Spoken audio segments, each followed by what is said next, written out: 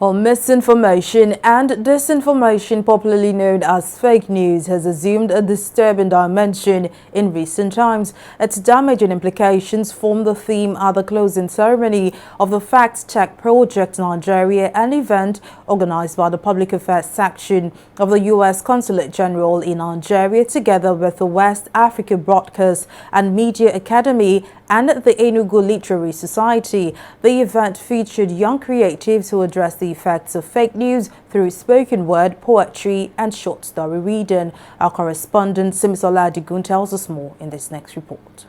Listen, I know no country can thrive without a solid media, but our definition of media is rumor mongering, posting pictures of Chicago as Yagoku, posting tweets of things that never happened just to drive traffic. Hold up. The power of the spoken word is described as one of life's greatest mysteries, combining the elements of rhyme, gesture, performance, body language, and wordplay. 21 spoken artists slugged it out on stage at the closing ceremony of the Fact Check Project Nigeria, a one-year initiative organized to educate people on the dangers of fake news. The project on media literacy and countering misinformation served as a platform to educate young Nigerians on the ways false information and misinformation are spread on social media channels and messaging apps. We know that young people are touched by music, they are touched by arts, and they are touched by creativity. And so we also decided that there would be a creative slant to this. And this creative slant is what you are seeing as the Fact Check Slam. Okay, we had young people from across the country competing in spoken word, in poetry, in short stories, and in song. At the closing event titled Fact Check Slam, judges were given the tough job of choosing the best 3 contenders of the performance, poetry, and spoken word competition. Oludasa Olawale, who emerged the winner of the competition and named the Slam champion, said he draws inspiration from his place of birth and residence, Mushin. So when they tell you nothing good comes out of Mushin, tell them that narrative is a lie. Tell them if you watch closely, there are icons in the city you can idolize, like our mummies and aunties at Olosha Market selling the dirty dust, our uncles. Mushin is like home to me, despite the fact that people say, you know, the stereotypes, Mushin is this, Mushin is that, but to me it is home. It is like the #1 place I love most in this world, and that is why it was easy for me to, you know, write about it. And there are people out there who are not also from Mushin, but they can also connect to what I'm saying, so yeah.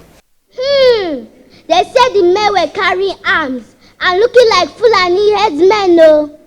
I said it! It must be them! Question! Are you 100% sure? The youngest participant, 7-year-old Charisma Obi, was also awarded 25,000 naira for her excellent oratory display. Other contestants also expressed gratitude for the opportunity to showcase their talent in spoken word artistry.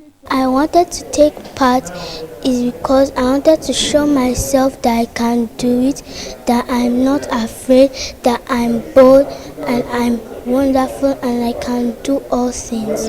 My interest in poetry specifically is advocacy, because I believe that there is a need for informed pieces that not just entertain audience but speaks to the minds of people and tries to stir up a need for social change. I think in recent years, personal experiences has been my driving force. That's why some of the pieces that I did today, one was about my mother experiencing domestic violence for a very large part of my years. So these personal experiences, I want to use poetry to let the world know. Because I know that if I'm going through issues like that, I know someone out there too also. Being someone I used to stammer a lot and I had self-esteem issue and I wanted to tell my story. So spoken word poetry is how I am able to take back my narrative from, you know, being a page poet. In his remarks, the public affairs officer at the U.S. Consulate highlighted the government's commitment to supporting initiatives that promote media literacy in Nigeria. I was very impressed with the performance of all the contestants. I think we had 21, 22 candidates. They were all really great. It showed a great cross-section of Nigeria and a whole bunch of young people in Nigeria that care deeply about their country, care about Nigeria's democracy, and care about the truth. Nearly 500 journalists and 2,500 youths across Nigeria were trained on the dangers of fake news and how to fact-check information and verify their authenticity. Simisola Adigun, TV 360, Lagos.